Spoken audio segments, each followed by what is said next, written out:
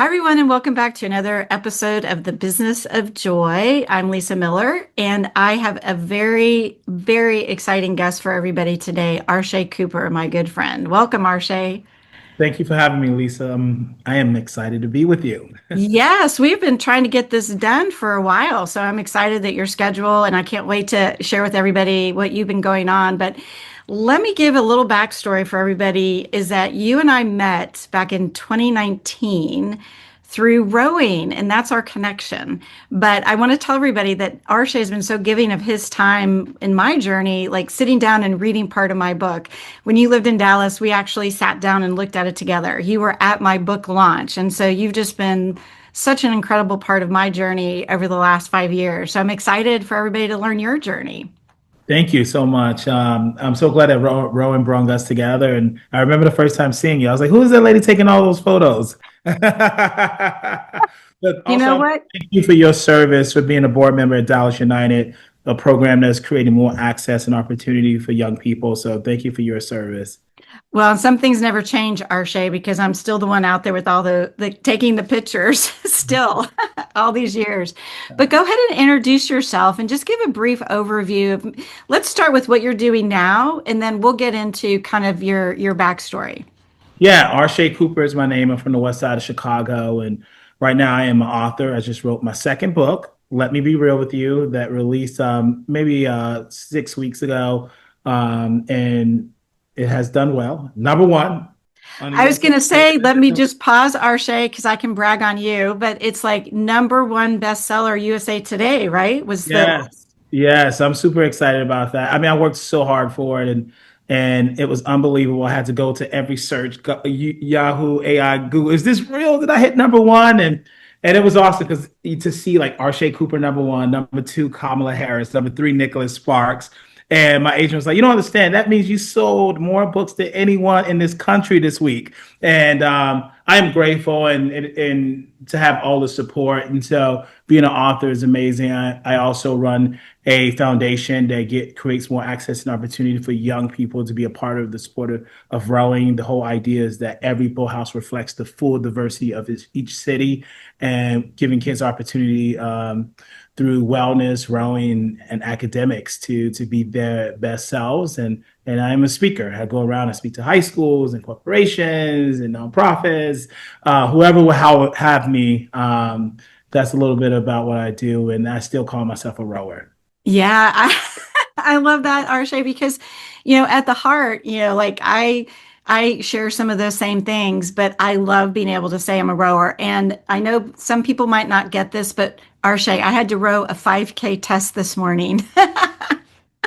So I was up at really early, and for those listening, 5K, 5 kilometers, and it's a time test, and it's hard work. But that's what I did this morning. Got up at 4:30 this morning to do that. So that is our bond. Congratulations on finishing. Yeah, no, and I did really well, so I was excited. But so let me just recap. So obviously, recent number one top selling author, which sounds amazing. But then also we'll talk about the movie, but speaker and talking to youth and corporations. And so you've just done an amazing thing. And a lot of this has been a journey. Overnight success takes years, right? Absolutely. Yeah. So go ahead and I would love for you to share kind of your upbringing. And it's a really hard story, the upbringing on the West Side and just kind of what it was like growing up then.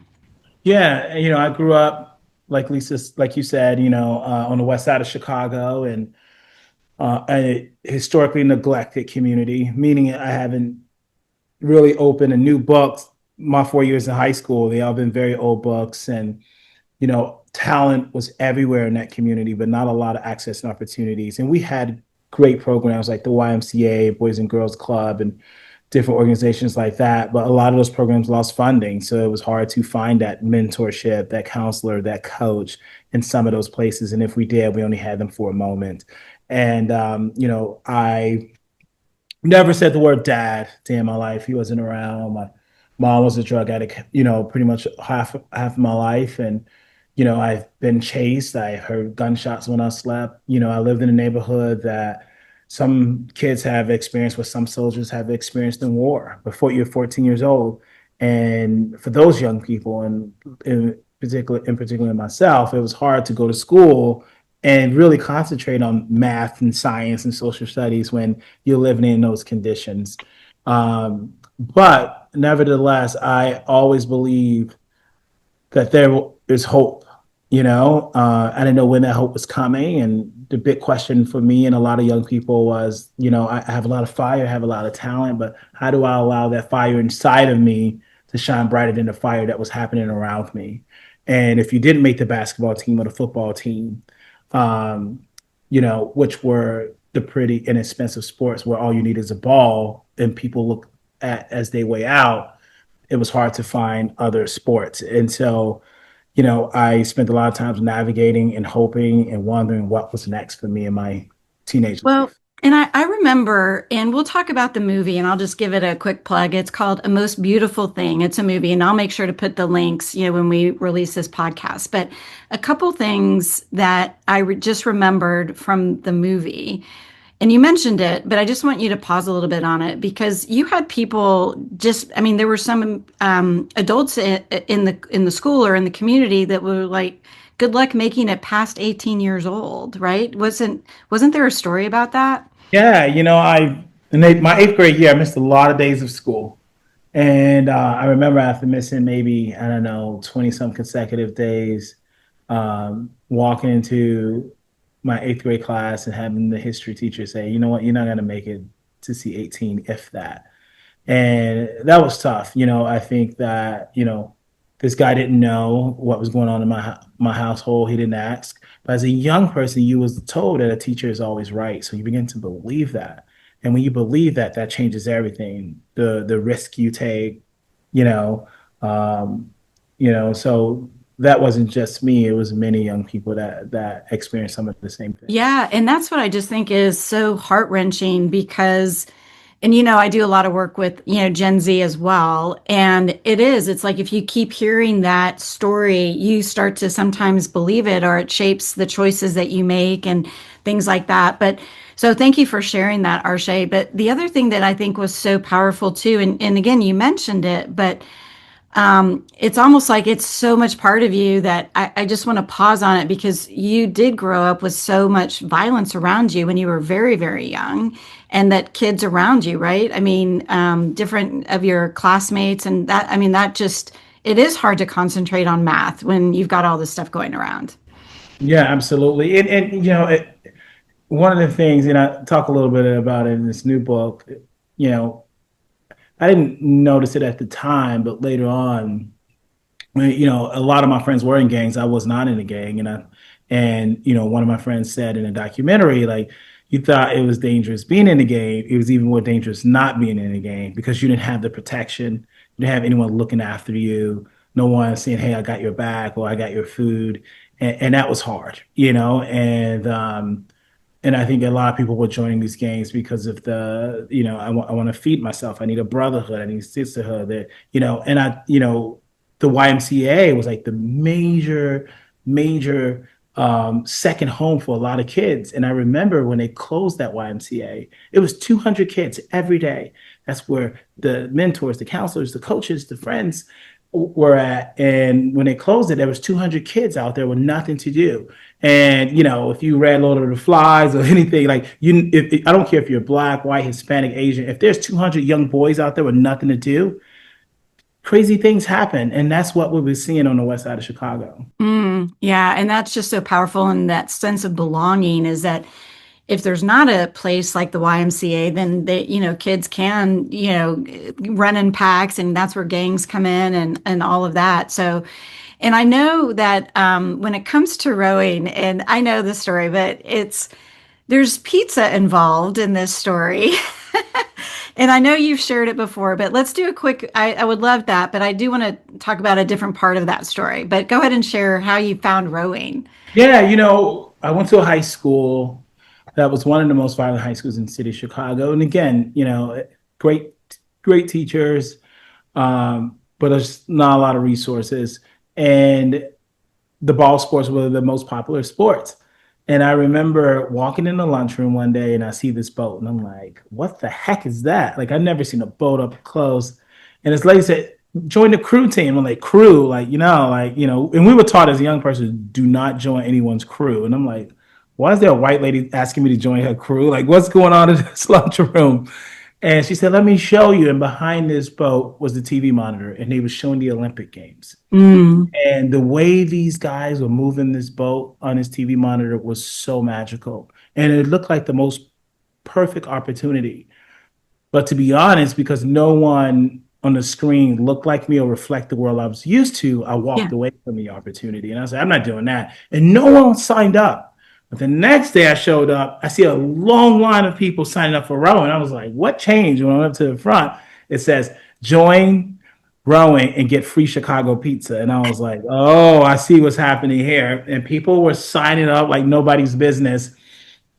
And pizza was the way, through our belly, we were introduced to the sport of rowing. And I went up to the information session after, and I saw these guys, and they were from different neighborhoods and different gangs, and I didn't know how it was going to work. And they was asking us to be one team, and they believed that rowing was the sport that could do that. And I remember just sitting on that rowing machine and pulling, and from there going on to the water for the first time was absolutely amazing. Well, and a lot of people have seen the rowing videos that I post, and I remember you also talk about that sense of calm on the water, that it's a way to tune everything out, and that's so true. Yeah, I mean, to take kids from seeing dirt and concrete their whole life to water and grass changes everything. From the sound of sirens to the sound of birds, like what that do for a young mind. And sometimes, I love football and basketball, but what I've seen a lot, especially from kids who've been chased or heard gunshots when they slept or have been jumped, a lot of those sports trigger the trauma.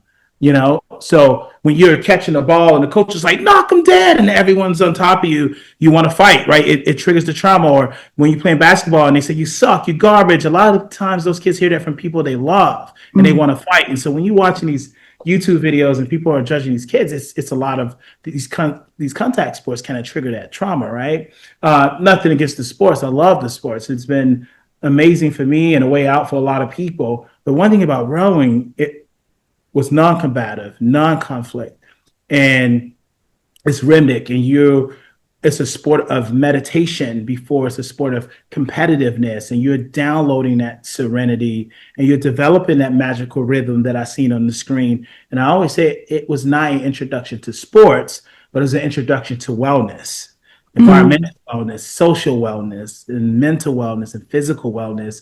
And that is when I fell in love with the sport. Well, and I think just the journey, and I people should definitely, you guys listening, watch this movie. It is a movie about rowing, but it's not a movie about rowing. It's a movie about life and that camaraderie for sure. But I know that you've told so many stories, but one of the things that I think was so interesting that I don't hear maybe you talk about as much lately is the entrepreneur class that you took. Yeah. And you had a big smile now when I said that because, right, that's not a story you talk about as much. Yeah, you're right. You're right. And no one calls me out on that, but that was a huge part of my life and my teammates' life. Just to fast forward a little bit, 90% of my team are entrepreneurs, right? And they own their own business, they hire people from their neighborhood and their communities. Um, But you got to slow down on that one, Arshay. Pause on that, right? Growing up in this situation in the neighborhood, you had an individual in your life, this entrepreneur, and 90% of your teammates are entrepreneurs. I mean, yeah, that is just phenomenal. yeah. And the team was not just rowing. You said it. No, I mean, you said it so great. You said it's a movie about rowing, but not about rowing. And that was our team. It wasn't just about rowing. They noticed that kids was telling them that, hey, I can't join the team. I got to go make money. I got to take care of my brothers and sisters. Like, I don't have anything. So they're athletic. They can be promising in the sport, but they don't have, right? And And rowing takes a lot of time. it takes a lot of time. And Ken Yeah. was, Ken, the coaches were very, very serious about, hey, this is going to be an entrepreneurship and rowing program. And we took entrepreneurship class every single week. That is where we learn to network, look people in their eye, shake their hand, build a relationship, have conversations. We learn about how to open a bank account, how to negotiate, how to take risk, right? And that was a huge part of our lives. And it was like simple businesses that we started in high school. It was like a hot dog stand or a football game or the baseball game, like all these like small businesses that we had that helped put money into our pocket that, help us actually stuck it out with the team. And so with our coaches, it was about what is the need? What do the young people need? They need rowing, they need the wellness, they need the commitment, they need the discipline, but we also know that they want to take care of themselves. Let's help with that. Yay. Okay, so you need to integrate that in your stories because but seriously, I think as you especially talk to kids, I mean, those skills that you learned. So I save this for here in the interview where a lot of times I ask it way at the front, but I wanted to get to it. I wanted to hear the rest of the story. But so what was your first actual paid job? And actually, let me back up. It could be, let's start with unpaid, and then let's talk about paid. Yeah, my very first job was from this man named Jerome. It was brutal. There was two different things. And you know what? I'll tell you what I've learned from that. But first job was in the winter in Chicago, below zero weather, where it was freezing. He was like, "You want to make money? You have no money? At 6 a.m., here's my keys. I need you to sit in the car and warm up the car for me until it's time for me to get in there." That was hard. But okay, that is the first. I've heard a lot of really unique, like painting lockers or a coat. Like this one woman I interviewed was the coat check girl at 13. You're Yeah. the first one that is the car, I guess, car warmer. Yeah, I was a car warmer. I guess that could have been a business, right? I could have knocked those doors and say, "Hey, I got some young people. Can we warm up your cars?" You know what I mean? Yeah, that was the job because no one wants to sit in that all day, and it was a great job for a young person. I was bundled How, up in there. how old were you? How old? Like I was in eighth grade, so I was like 14 years old. That was like my first job. And in that job, he was like, "You're faithful in a little." What his job was basically take care and do maintenance and clean office buildings. And he was like, "All right, now I'm gonna hire you on the weekends to clean, office buildings and bathrooms." And from there at that time where I was saying to myself, "Oh gosh, I'm so tired of cleaning bathrooms." But I would sit there in between my breaks, and that's when I started writing poetry for the first time for like this girl. And that's when I noticed the skill to storytell, right? Well, and you have Take a the most gift with humbling words. jobs. Take Yeah. the most humbling jobs. It all leads to the next thing. So we went from car warmer to helping clean offices to poetry. Yes. So when you say it like that, it's a windy road for sure. Yeah. So in the class for the entrepreneur class, so what did you have did you create a business kind of from that entrepreneur? Like, did you sell hot dogs or did you do Yeah, something? I definitely saw hot dogs because I was like a young culinary chef. I always loved culinary, and the thing that stuck to me most, Lisa, in the entrepreneurship class, and I think this is for everybody. I remember sitting in the class, and Cam walks in, he pulls out some money, and he said, "Who wants this?" And everyone raised their hands. He said, "No, no, no, who wants this?" And everyone started saying, "I want it, I want it." And I'm screaming, "I want it, I want it." He said, "Who wants this?" And I didn't know how much money it was, but I knew if I get this money, I'm not buying ice cream. I'm not going to buy a video game or a cheeseburger, but I'm going to take it home for my grandmother so we can have food that night. Because some nights there was no food. So I didn't just want it, like I needed this. And I Yeah. remember trying to scream louder than everybody, "I want it." And he looked at me. And the way he looked at me, I just knew he was going to give it to me. And And Ken was, tell everybody who Ken was. yeah, Ken was the person who founded the rowing program and Yeah. entrepreneurship program. And this kid runs up from the side of the room, grabs the money out of his hand, sat in his seat, and Ken was like, "It's yours." And I was hurt because I felt like he was supposed to give it to me. Like I screamed louder. I said I wanted it. I needed it more than anyone else. And what he said completely changed our mentality. He said, if you want something, you can't just scream about it. You want to be a lawyer. You want justice for your community. You want peace for your community. You want to win a gold medal. You want to be an Olympian. You want to win championships. You can't just talk about it, but you have to get up and go get it. And that is when I said to myself, okay, my unlived life is waiting for me. It's on the other side of that fear, the doubt, that anxiety, the laziness sometimes. But I am going to make sure that I close the distance between my dreams and my actions at all times. And that is when the entrepreneur was born. Yeah, and and it's just that inflection point that you remember it that clearly. And I could just see that kid coming up and grabbing it, right? And yeah. But I think that that's so incredible. But let's and I learn new things every time we talk, Arshay, even though we talk quite often. So when you think about that journey of rowing, let's go back to that really quickly because that'll get us to your first book, the movie, the second book. But share a little bit of the highlights of the journey and the regattas that you guys and there's a couple of stories that I remember, and it wasn't always, it's not always easy. Yeah. It's not always easy. First I would say that, it was an all black team, right? And there wasn't we didn't see any other all black teams out there. We see maybe a person in a boat with um, others who didn't look like them. And so I think navigating the spaces, number one, was hard. It was just something we wasn't used to. And rowing is very competitive, and a lot of those guys are tall and lean. And our programs, only some people were tall, some people were short. They were just trying to get as many people they can into rowing from our school. And and at the same time, I think we had a lot less and was expected to perform in the same manner as everyone else. We had new boats, better oars, most professional coaches, while we had novice coaches, less days to practice, that kind of thing. And So not everybody always showed up. not everyone always showed up. So it was tough. And I think that as we continued to row um, at these regattas, we began to rely on each other because not a lot of folks showed up to watch us. And we Mm. realized all we have is us. And and so it was absolutely hard at first, but it became the most beautiful thing that at some point we start realizing that the people we start talking to and interacting with, even if they didn't grow up like us, they love the same things. They love the sport. They love their teammates. They love eating pizza. There's so much joy in rowing. They find peace in rowing that you begin to learn that we are more alike than we are unalike. Mm. And so the place that became so scary for us, it became a home for us. And at the same time, I just want people to know, it is so hard. You talk about your 5K, there are no timeouts.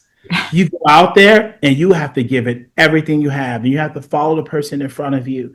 And, you're nervous. You feel like you got to use the restroom and you can't look to the right or to the left. And you got to stay focused on what's ahead. And you look across and there's other boats and they're giving all they have. And you have your coxswain screaming in your face, the person who steers the boat, to make sure you don't hit the brick wall. But our very first race, we hit a brick wall. Well, and I remember Pookie, who was the coxswain, he's a very quiet guy, but he was Yeah. screaming. Screaming at us, shouting at us, and it was a lot of growing pains. But at the same time, it taught us how to compete. It Mm. taught us how not to give up, how to interact with others, how to keep pushing through pain. And I think that when you are an entrepreneur, it goes back to just being an entrepreneur or with someone who works in the kitchen, it's the same kind of lessons. Like you push through the pain, you rely on others, you learn to trust, right?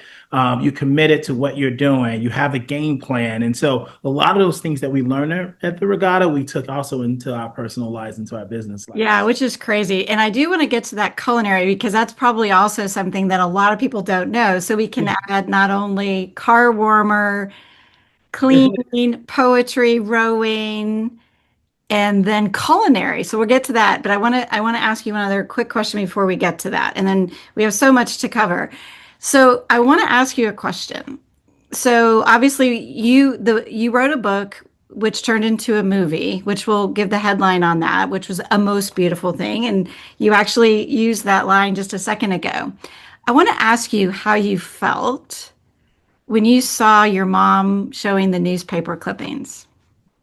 Oh no, I felt amazing, right? To be in the paper, to have someone proud of you, to not just be in the newspaper. I want you to understand, like this sport, to people who don't know it, it was like a recreational sport. It's not a real sport. We have football coaches. It's like, what are you doing wasting your time in that white sport? What are you doing? And to be on the front page of the Sports Tribune, where no other teams in our school have, was amazing for us and our parents to be proud of something. Like they tried something that they were so scared of. They didn't know how to swim at first. It highlights the accomplishment. The kid showed up with a lot of fear and anxiety, didn't know how to swim, didn't know how to get along with others, didn't interact outside the community, have never traveled, and now they're doing all these things. It represented so much for the community, the moms, and the young people that were doing it. Well, and for me watching, it was just such a moment, to see that proud mom. And, even though it had been years, but just for that reflection, and it was all of that you just said and more. But it was such an accomplishment. It's not the physical paper, but it's what it stood Yeah. for, as you mentioned. So, but let's do a quick little discussion on the culinary. But I want to get to kind of that journey of writing the book, the movie, and then kind of where you are now speaking in front of audiences around the world. It's incredible. So give me the short version of, so you ended up in culinary and a chef for a while, right? Yeah, so basically, our school was a small vocational school. So they had like small school of business, small school of construction, small school of fine arts, small school of culinary arts within one school. Mm. And your freshman year, you had to decide, hey, which small school, small trade you wanted to go into. And we didn't have much food, so I was like, culinary, like I want to eat, not knowing that I had the skill or will develop the skill. And it just worked well for me. Like I was one of the best cooks at that time in the classroom. We started doing cooking competitions. We started doing internships, working free on some weekends at the Hilton Palmer House in Chicago, the Hilton O'Hare in Chicago. And I kind of grew in this world of culinary arts, and I had the skill set. It was absolutely amazing. I graduate to I wanted to go to culinary school, but didn't feel ready for. I dedicated a year of my life to AmeriCorps doing full time service, and then I go to Le Cordon Bleu School, which was absolutely awesome. And I was learning how to cook, right? And the French cuisine, Italian food, all kind of food. And I think that what made me different from everyone else is that entrepreneurship class. What I did was I decided, hey, I need to make more money. I'm learning how to cook. I got a job at Starbucks in the wealthiest neighborhood in the city. And I said, everyone needs their coffee. And I want to get to know these people. Wow. It's in class. And so I started working there. I started knowing their names, their family names, giving them their coffees. Every now and then say, your coffee's on me. Sorry, Starbucks. And building a relationship. And then, I remember saying, I'm going to start a business. I'm going to hire my friends at school. And I created a cart, culinary, highly flavored, cooking for families, kids' parties, barbecues. And people would say to me, well, what experience you got? I was like, well, I go to the Cordon Bleu. And they was like, okay, get some more experience. So I was like, okay. So what I did was I went to Blackberry. They just won the James Beard Award. Oh, wow. And I went up to them and I said, can I work for free on weekends? I don't care if I'm cutting mushrooms. Can I work for free?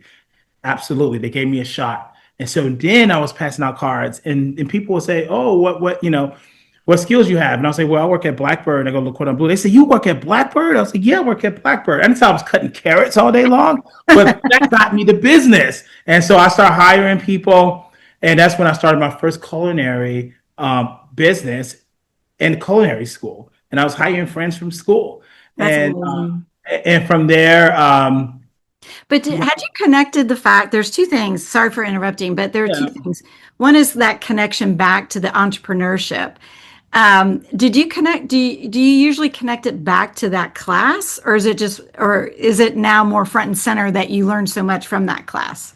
yeah, I think I connected back to the class Yeah, always. Yeah. yeah, I always connected back to the class, and I don't think I would have been able to do that without learning critical thinking, uh, yeah.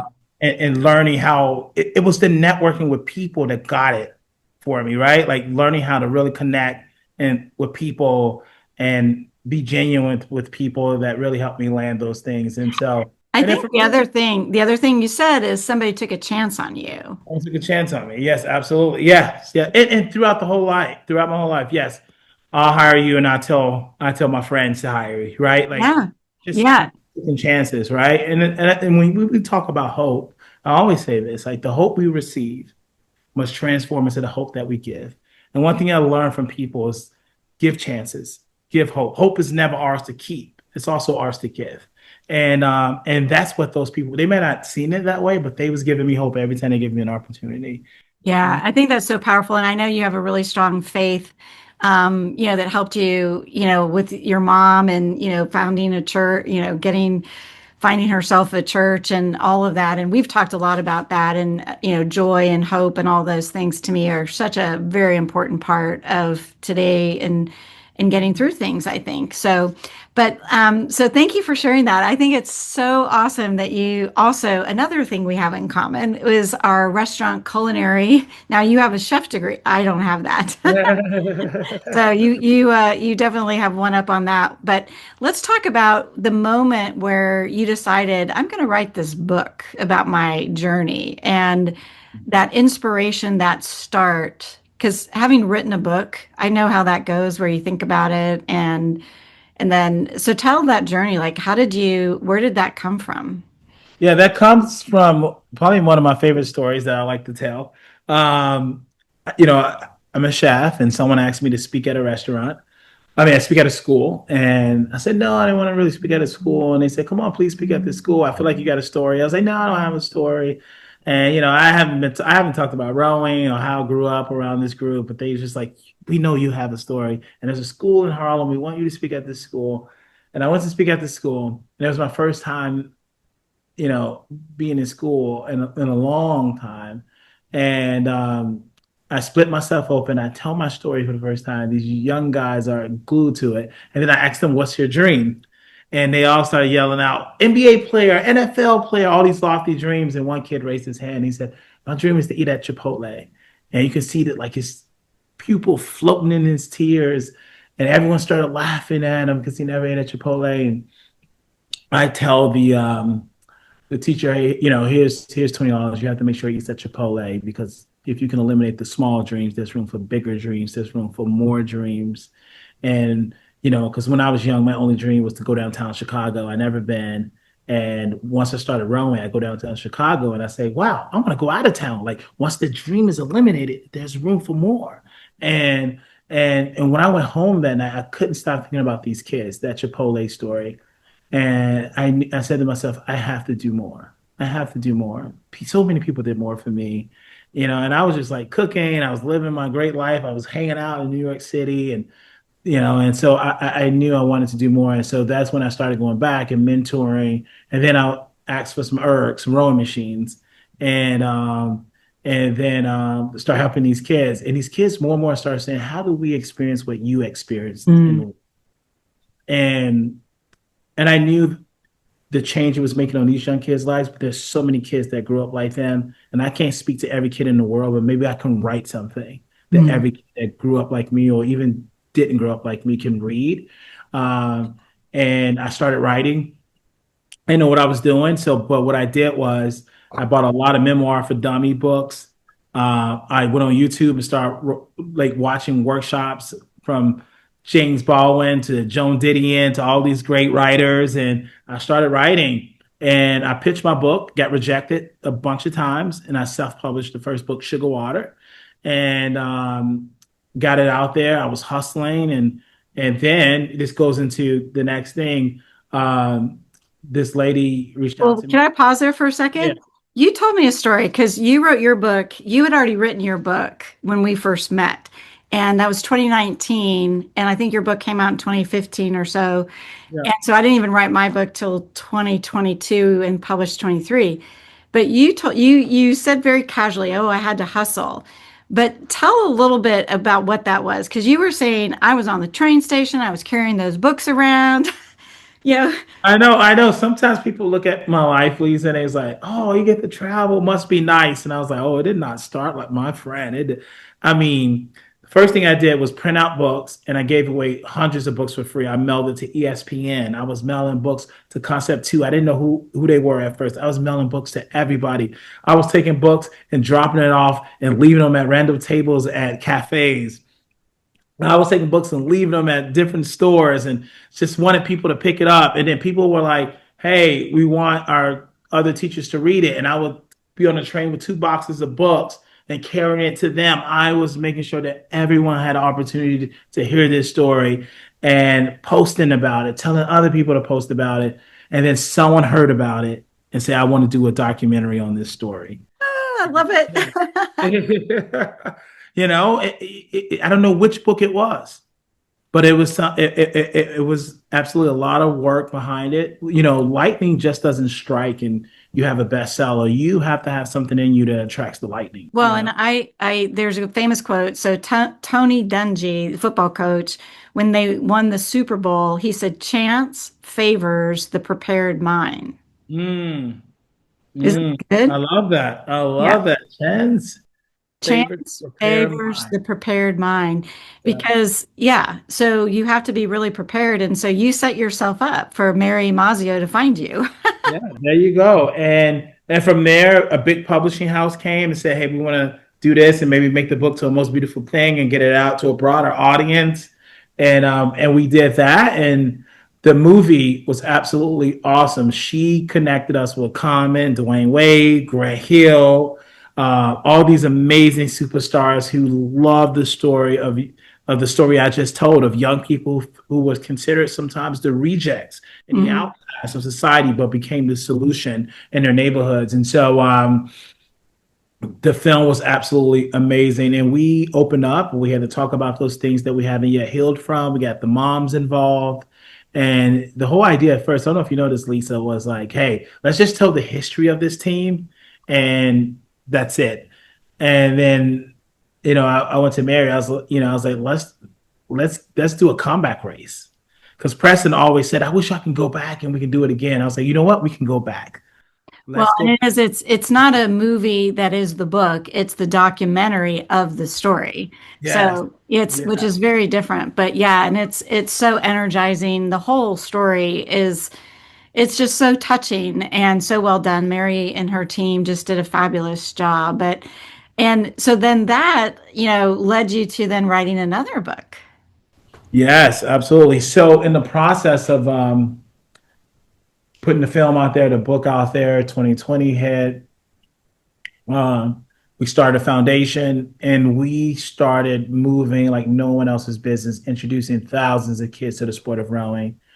So I'm speaking at colleges. I'm helping kids navigate the spaces. I'm helping programs everywhere diversify their programs Well, and share about like where all have you spoken to kids, like literally around the world. around the world, South Africa, the Bahamas, the UK, all over the country, colleges, high schools, middle schools, their parents, you know, companies and everyone. Like, how do we bring people together? And a big part of this documentary is, we brought together guys from the neighborhood and police, right? There was a lot of issues around that, and people were coming to me like, how do you solve that issue? And I was so busy. And my agent said, hey, you need to do another book. And I was like, okay, I'm going to write a book on just how to maybe bring this world together with the lessons I learned from rowing. And then I was getting stuck. I was just getting Well, I stuck. remember we talked about that because I remember we had talked a couple times. You're like, I'm working on that book and I just got to get it Yeah. done. And And one day, just keep it short, I had this dream about being on the train tracks. And I see this kid on the tracks, and he jumped on the tracks, and I'm screaming at him, get off the tracks in my dream. And he didn't listen to me. I'm screaming at his family, everyone on the train. There's a kid on the tracks, and no one would acknowledge me. And I'll jump on the tracks to save this kid. And when I reached for him, he vanished. And then the train was coming. And when I looked on the platform, everyone was screaming at me, get off the tracks, get off the tracks. And the train was right there. And I jumped up out of my sleep and it felt so real. And I was telling people about it. It was like, maybe, you're just doing too much. And I remember calling Liz Gilbert, who wrote Eat, Pray, Love. And Mm. she said, She was like, "Oh, I think you are everyone in your dream. I think you are you who wants to save everybody, who wants to save the kid." She said, "I believe you are the kid that needs to be saving." She said, "I believe that you are the people that's not listening to you. And also believe that you are the train that's running yourself down." And she said, "Wellness, my friend, wellness." Because I was just moving at a fast pace. And what I've learned, Lisa, and what I put in this book is that people who give or are part of service and first responders and teachers and coaches and mentors, sometimes we have a hard time contributing to the world without sacrificing our own self-care. Mm. And this book is how do we include ourselves in the world we give into? Like how do we can be a better angel not only to the world but to ourselves? And when we can do that, it'd be pretty easy to bring this world together. Oh, and it is because, when I always talk about joy over fear, it has Mhm. to start from within Yeah. because you have to be able to have that wellness within yourself to be able Yeah. to see the world differently. Because if you don't, then everything's going to be through that filter. If you're out of balance, like your train story, the train story, Yeah. if you're out of balance, you're going to feel the fear, Yep. right? Absolutely. Right. Versus that wellness.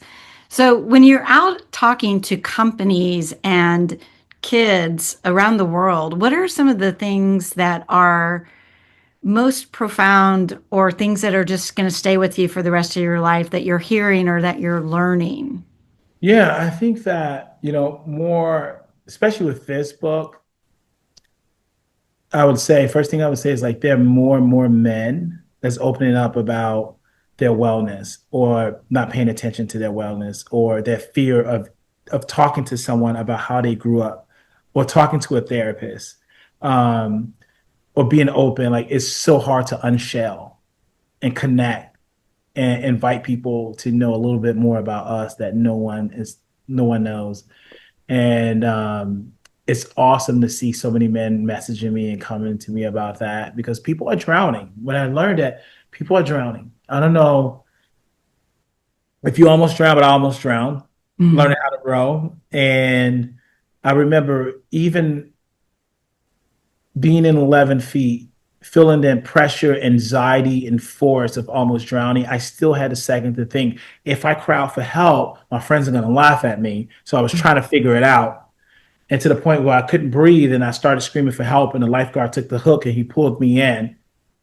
And I have later on felt that same anxiety, pressure, and force. And what I've learned is that there are a lot of people, young and old, tall and short, white or black, that are drowning in their schoolwork, in their sport, in their jobs, or with their kids, with their Yeah. families, and they're not saying anything. And the only way that we're going to know that people are drowning is when they drown. We lost a Dallas Cowboy player, was drowning, you know? Yeah, and I was in Dallas, and so yeah, I mean that just shocked the town, the teammates, I mean to the core. And so what I'm seeing through this message that more people are opening up, because if I can go back and tell myself anything, it would be you do not have to fight alone. Like Rowan taught me that, that we can't do the work of eight, but if we can find eight people to do the work of one, we get there faster. And how do we build a community around us to pull for us? And Hmm. and another thing I have learned, it is hard for people to ask for help, but the bravest thing you will ever do is ask for help. Hmm. And and it's been awesome. And I think that people want to learn, they want to unlearn, they want to try new things. People want hope. And one of the things I always say in the book, like if we can get everyone to start off by visiting their old high school and telling people what you do now and Yeah, how you give and just giving them a little bit of hope because they have studied the course, they have navigated the same spaces, and they can offer a blueprint. That's an act of service. Because some people say, I don't have time to do this or give back, but maybe you start there. And I'm yeah, not and I always any, say ask the busy people because the people that feel like don't have the time always seem to make the time too, right? yes, yes, absolutely, absolutely. And so Yeah, it's been awesome to bring people together. And again, I think what I've learned is that, we all are different. Um, and I love that we can celebrate each other's cultures. You know what I mean? In the boat, no one's the same. Some people are taller, some people are stronger, some people are shorter and wider. And I don't ask for everyone to be the same. Like we're not the same. Like sameness is not what we ask for, but in the boat, we ask for oneness, Mm, right? yeah. Everyone to create oneness in the boat in a fair world and move well with each other and learn from each other and not judge. And so that is kind of what we're seeing all over the world. Yeah, which is so powerful. Companies, nonprofits, schools. I mean, it's just been so fun, Arshay, because we met when the movie was just coming out. So you were just on this trajectory that who knew? I want to just close with one question. Yeah. What is the thing that brings you the most joy or that you're most excited about for the future? Oh, especially when your friend asks you to go on their podcast, I'll just say that for free. I just throw you an extra one. Um, Yeah, I love that. yeah, I think, quickly, of course, it's like my family, my kids. But when a kid, but sometimes you turn on the news and they say, oh, people are losing hope in this with this next generation. But if you can be out there and a kid tells you, because of your words, I've changed. Because of your words, I love. Because of your words, I have joy. I think I remember when you first told me about your book, and I was thinking like those who I don't know if I told you this, maybe I did. I said so many different things, but I was like you're the perfect person for this book. For those who don't have joy, will have joy because they know you. And Well, so and that is so true. I love when students tell me that same thing yeah, because it's not just work, it's their life and seeing hope. And that's why I think when we first met back in 2019, we were just fast friends immediately because that vision of hope and joy, belonging, and that yeah. we can make a difference. And so that's what keeps me motivated too. But Arshay, thank you. I could talk to you for hours. So next time we will do it again. And I just so appreciate you taking the time out of your busy schedule and wish you so much success in making such a difference and an impact. And where can they find you if they wanted to Thank reach out to you? you. Yes, thank you for having me. I had a great time. Everyone, you can find me at arshaycooper.com or Arshay Cooper on Instagram, LinkedIn. I'm there hanging out. So That's wonderful. And rowing next time you're in Dallas, we got to do it. So, yes, yes. And you can watch the movie on Amazon Prime or Apple TV, and the book is sold everywhere books are sold. well, thank you so much, Arshay. And we'll until next time.